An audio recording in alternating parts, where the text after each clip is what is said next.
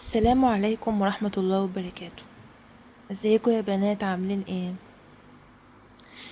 عايزاكم النهاردة تسمعوا الحلقة دي بقلبكم قبل ودانكم، لأننا هنتكلم عن حاجة أغلبنا مر بيها بشكل أو بآخر. هنتكلم عن فن الاستغناء،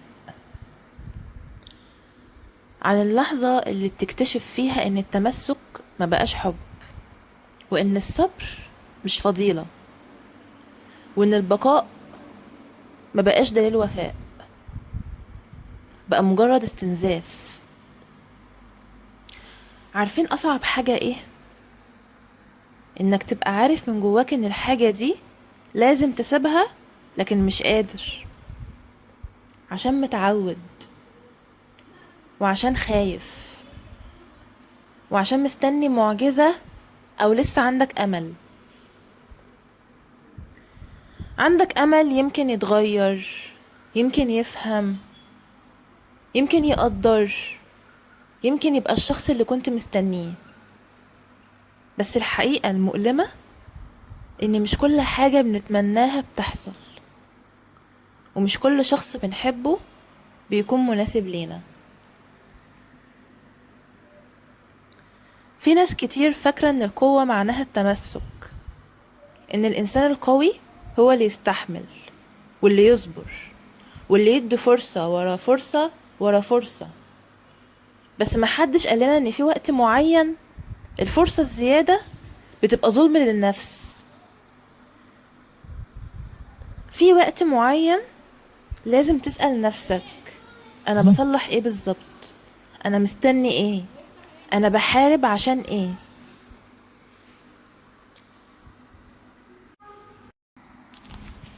في علاقات كتير بتكون انتهت من زمان، بس احنا اللي لسه واقفين عند بابها مستنيينها ترجع للحياة. زي شخص قاعد قدام وردة ماتت من شهور وبيسقيها كل يوم، ومستغرب مش بترجع ليه زي الأول. المشكلة إننا أوقات ما بنتمسكش بالشخص نفسه، احنا بنتمسك بالذكريات، بأول أيام، بكلام قديم، بوعد اتقال، وبحلم رسمناه. فبنفضل متعلقين بصورة قديمة مع إن الواقع بقى مختلف تماما. ممكن أسألكم سؤال؟ كم مرة سامحت حد وهو مكرر نفس الغلط؟ كم مرة قلت لنفسك المرة دي هتكون مختلفة؟ كم مرة دافعت عن حد قدام نفسك وبررت له واخترعت له أعذار، لحد ما بقيت انت اللي متعب، وانت اللي مكسور، وانت اللي مستنزف؟ في لحظة معينة لازم الإنسان يبطل يسأل هو ليه عمل كده، ويبدأ يسأل أنا ليه لسه مستحمل كده. ودي من أصعب الأسئلة اللي ممكن الواحد يواجه بها نفسه. أوقات بنخاف نسيب العلاقة مش عشان هي حلوة، لكن عشان خايفين من الفراغ اللي بعدها، خايفين نصحى وما نلاقيش الشخص ده، خايفين نتعود على غيابه، خايفين نبدأ من جديد، خايفين نبقى لوحدنا. بس تعرفوا، الوحدة مش دايما ان مفيش ناس حواليك. الوحدة الحقيقية انك تبقى وسط الناس كل يوم، ومع ذلك حاسس انك لوحدك. في ناس بتتعلق بأي فتات اهتمام، رسالة، مكالمة، كلمتين حلوين كل فترة، وتقعد تبني عليها أحلام كبيرة، مع ان اللي قدامها مش بيعمل أقل مجهود. ودي من أكتر الحاجات اللي بتوجع، انك تدي حد قيمة أكبر بكتير من القيمة اللي هو مديهالك. الحقيقة ان الشخص اللي عايزك مش هيخليك محتار، مش هيخليك طول الوقت بتسأل هو بيحبني ولا لا، هو مهتم ولا لا، هو عايزني ولا لا.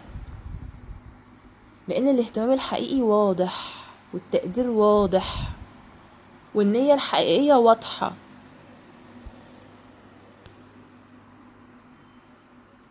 خليني اقولك حاجة مهمة جدا،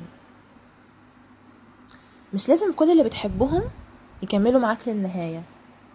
في ناس ربنا بيبعتهم لحياتك يعلموك درس، بس احنا بنغلط لما نحول الدرس لعمر كامل.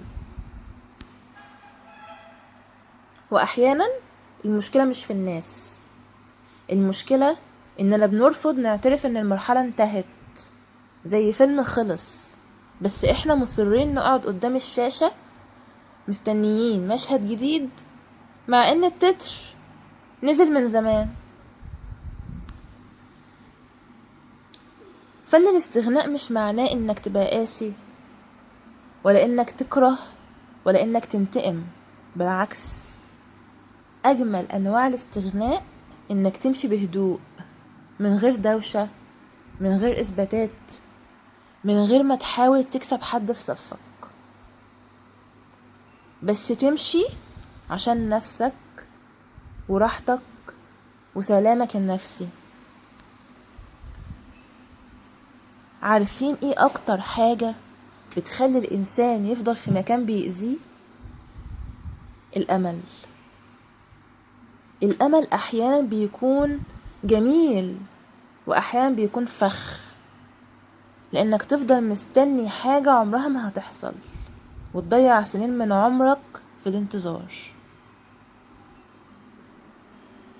في ناس ضيعت اجمل سنين عمرها مستنية التقدير، مستنية الاعتذار والتغيير، ومحدش جه ولا حاجة اتغيرت. عشان كده لازم نفرق بين الامل والحقيقة. الامل بيقول يمكن يتغير، لكن الحقيقة بتقول هو بقاله سنين زي ما هو. انا عايزاك بس تسأل نفسك، الشخص ده بيضيف لحياتي ولا بيستنزفها؟ بعد كل مرة اكلمه بحس براحة ولا بحس بتوتر؟ بعد كل مرة اقابله طاقتي بتزيد ولا بتقل؟ الإجابة غالبا هتقولك كل حاجة. ومن علامات ان الرحيل بقى ضروري انك تلاقي نفسك طول الوقت بتبرر التقصير، بتبرر اهماله، بتبرر كذبه، بتبرر تجاهله، وكأنك محامي الشخص ده مش شريكه. صدقني، العلاقات الصحية مش محتاجة كل المجهود ده، مش محتاجة كل الوجع ده، ولا كل الحيرة دي. واحب افكركم بحاجة، في فرق بين انك تصبري وانك تستهلكي نفسك. في فرق بين انك تحاربي عشان حاجة تستحق، وانك تحاربي عشان حاجة انتهت. واوقات الرحيل مش بيكون عن شخص، ممكن يكون عن نسخة قديمة منك، النسخة اللي كانت بتقبل بالقليل، اللي كانت بتجري ورا رضا الناس، اللي كانت بتخاف تقول لأ. اكبر تغيير ممكن يحصل لك في حياتك مش ان شكلك يتغير، لكن انك تعرف تمشي من المكان اللي مش مقدرك، تعرف تقول كفاية وتبقى مقتنع بيها. عارف اجمل حاجة بتحصل بعد الاستغناء؟ انك بترجع لنفسك، بتكتشف قد ايه كنت شايل حمل تقيل، قد ايه كنت مستنزف، قد ايه كنت ناسي نفسك. في الاول هيبقى صعب، وهتوحشك حاجات كتير، وهتشك في قرارك، وهتفكر ترجع، وده طبيعي، لان التعافي مش خط مستقيم. بس مع الوقت هتكتشف ان السلام النفسي اغلى من اي علاقة، وان راحة البال اغلى من اي شخص، وان كرامتك مش حاجة تتفاوض عليها.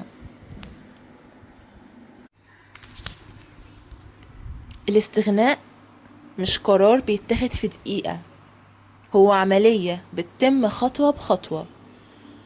أغلب الناس بتفتكر إن المشكلة في الرحيل نفسه، لكن الحقيقة إن الأصعب هو فك التعلق. طيب لو عايزة تستغني بقى عن شخص أو علاقة، جربي الخطوات دي. أول حاجة، اقبلي الحقيقة زي ما هي.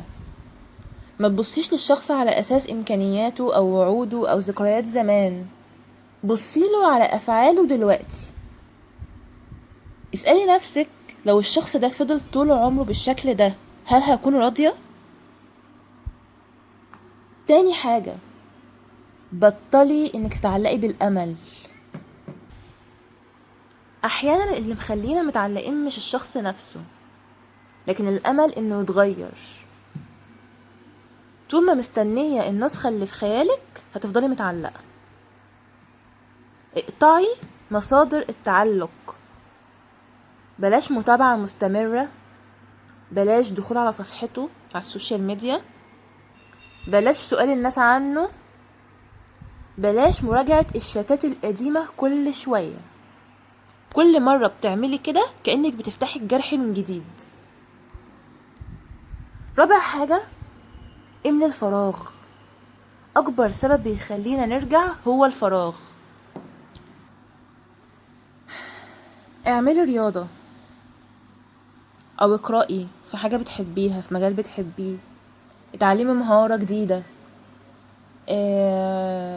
اصنعي محتوى، اخرجي مع ناس ايجابية. ما تحطيش حياتك كلها في شخص واحد. خامس حاجة، افتكري ليه مشيتي. العقل وقت الاشتياق بيفتكر الحلو بس. اكتبي كل الاسباب اللي خلتك تتألمي او تاخدي قرار البعد، وارجعي قريها لما تضعفي. رقم 6، اختاري نفسك كل يوم. الاستغناء الحقيقي بيبدأ لما تقولي انا استحق راحة البال اكتر من اي علاقة بتستنزفني. واهم حاجة، الاستغناء مش معناه انك ما بقيتيش بتحبي او انك نسيتي. ممكن تفضلي فاكرة الشخص فترة وتشتاقيله، وفي نفس الوقت تكوني واخدة القرار الصح. الاستغناء الحقيقي هو انك تبطلي تجري ورا حاجة عارفة انها مش بتديكي نفس المجهود ولا نفس التقدير، حتى لو قلبك لسه محتاج وقت عشان يلحق القرار. وقبل ما اختم، حابة اسيبكم مع سؤال واحد بس. لو الحاجة اللي متعلقة بيها دلوقتي هتفضل زي ما هي 10 سنين قدام، هل هتبقي راضية تكملي معاها؟ لو اجابتك لا، يمكن يكون ده جوابك، ويمكن يكون الوقت جه عشان تختاري نفسك وتختاري راحتك وسلامك. لان مش كل راحل خسارة، وفي حاجات كتير بنكسبها اول ما نبطل التمسك بيها. اشوفكم في حلقة جديدة. باي باي.